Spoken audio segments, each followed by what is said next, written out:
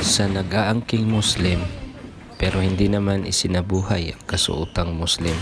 Ito ang tama. Hindi nakikita mula sa pusod hanggang sa tuhod.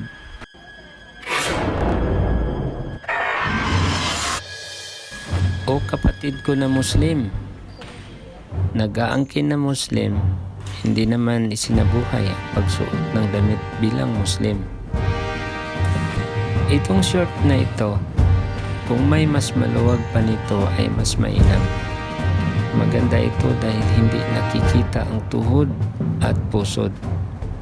Kailangan hindi crop top ang iyong damit upang matabunan ang inyong pusod.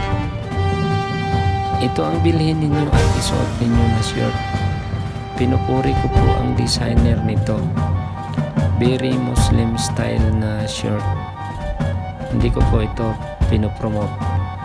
Yung iba nating mga kapatid na Muslim, matulis ang dila.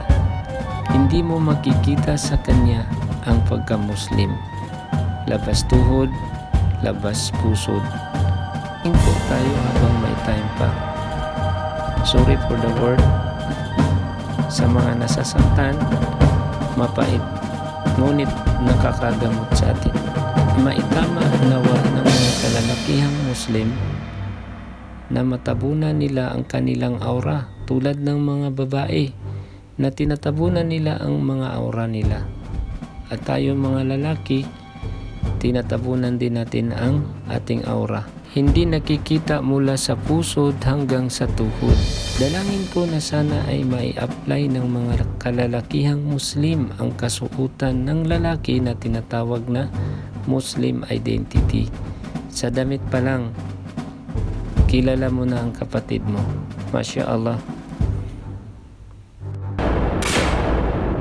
Hanggang dito na lamang po itong video na ito. Assalamualaikum warahmatullahi ta'ala wabarakatuhu sa lahat ng Muslim sa buong mundo. Gabayan nawa ang mga non-Muslim sa pananampalatayang Islam. Amin ya Rabbil Alamin.